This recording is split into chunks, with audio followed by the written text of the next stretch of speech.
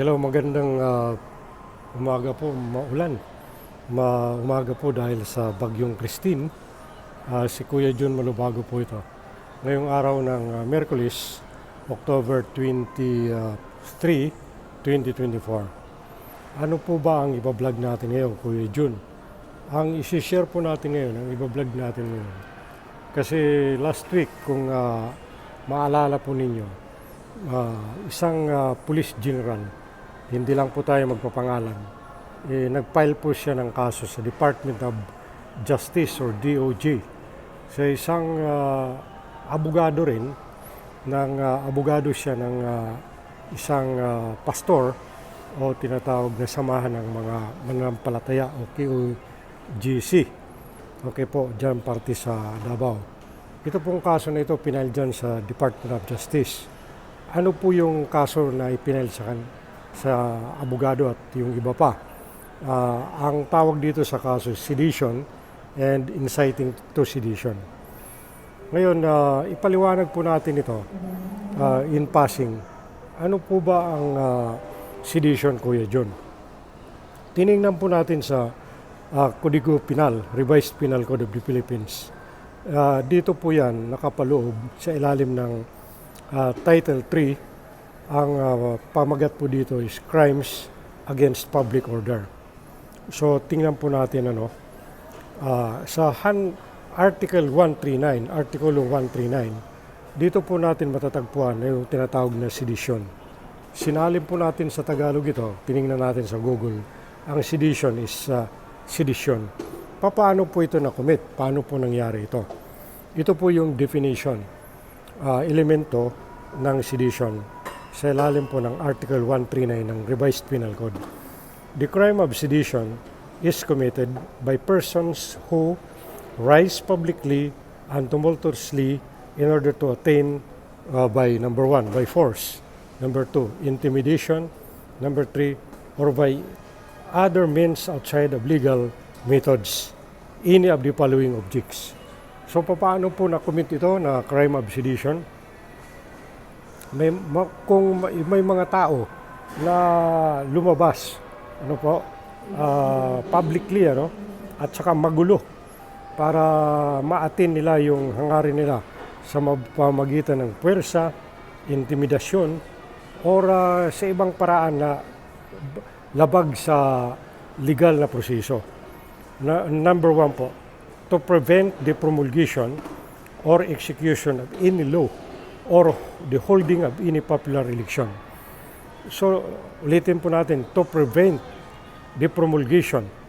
So, halimbawa, nagpapatupad ka ng search warrant or warrant of arrest, search warrant or warrant of arrest, hinarang ka. Prevent, hindi mo na ipatupad. Or execution of any law. Or kung mayroon election, holding of any popular election, hinarangan mo. Po yun, nakakommit ka po ng sedition. Number 2, to prevent the national government or any provincial or municipal government or any officer thereof from freely exercising its or his functions or prevent the execution of any administrative order. Halimbawa, simple lang yan sa barangay. Mayroon kayo sinasagawa na barangay assembly or session. Hinarang-harangan mo, nagkukomit ka po yan ng crime of sedition. Number 3, to inflict any act of hate or revenge upon the person or property of any public officer or employee. So pag sinabi natin inflict, nagsagawa ka po ng hate, galit, or revenge, gumanti ka sa tao or sa property niya ng isang public officer, maybe appointed or elected public officer or employee, empleyado ng gobyerno. Number 4, to commit for any political or social end any act of hate or revenge against private persons or any social class. So, nakagawa ka pa rin for any political or social end sa pamamagitan ng pamumulitika or social end sa against kahit sinong tao, no? Private persons po ito or any social class, yung grupo ng mga tao. Nakakommit ka po dyan. Number 5, to despoil for any political or social end, any person, municipality or province or national government or or of its property or any part thereof. Inamend po ito as amended by Commonwealth Act number 202 dated November 18, 1936. So, dinispoil, hinarang-harangan mo, binaliwala mo. Ngayon, sa Article 140 ng Penalty for Sedition, okay, sa Article 140, ano po ba ang penalty ng sedition? The leader, yung namumuno po, of sedition shall suffer the penalty of prison mayor. So ano po itong Kuya Jun na prison mayor? Tiningnan po natin sa Revised Penal Code, ang prison mayor, ang tawag po dyan is afflictive penalties. Okay po? Afflictive penalties in its minimum period and a fine not exceeding 2 million pesos kung mapapatunayan na nagkasala ka. So sinalin po ito, ang duration po nito kung makukulong ang sinampahan ng kaso is 6 years and 1 day to 12 years. Yun po yung duration. Ngayon, yung ibang tao naman po, other persons participating therein, shall suffer the penalty of prison correctional in its maximum period and a fine not exceeding 1 million pesos. So anong ibig sabihin niya ng prison correctional?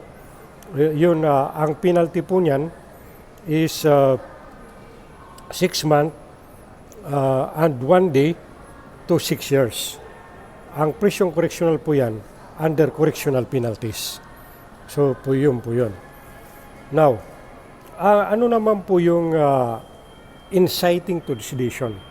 Pag sinabi po natin inciting, tiningnan po natin yan isinalin yan sa Tagalog, inciting, yung panunulsol na magkomite ka, gumawa ka ng sedition against the government or against any public officer or employee.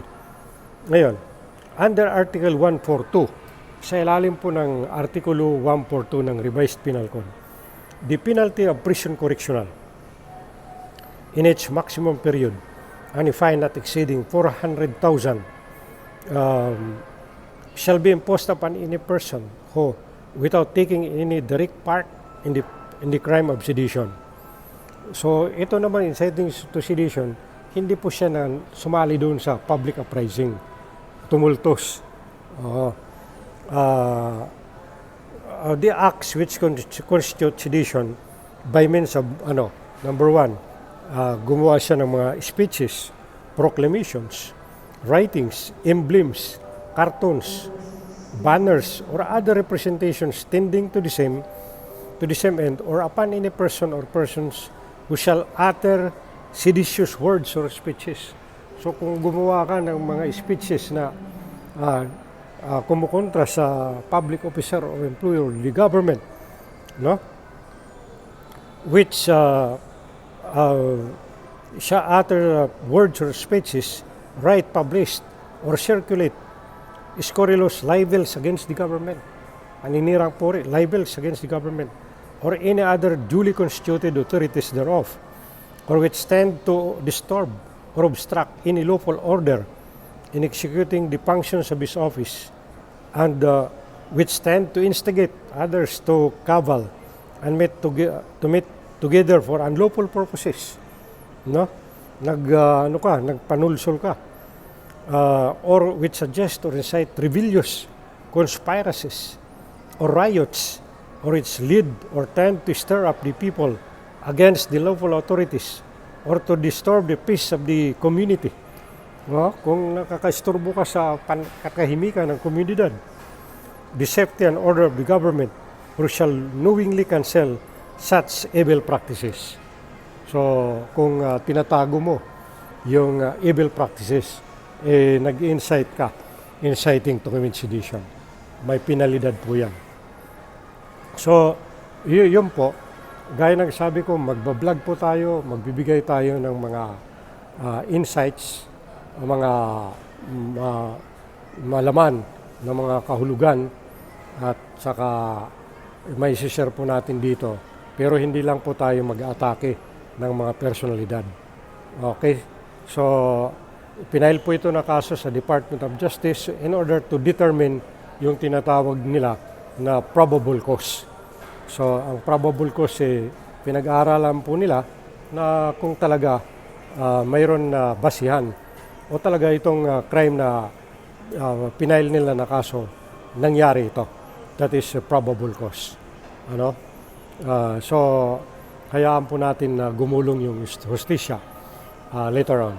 So, yun lang po muna ang may share po natin. At saka bago po tayo mag-adjourn, nais ko po lang muna banggitin po dito yung mag-ingat po kayo lahat dyan sa probinsya, yung mga kababayan ko. Kasi malakas po yung ulan dyan at binabaha sila. Naway pag-ingatan po kayo ng Panginoon. May God bless us all. And maraming salamat po. Thank you very much.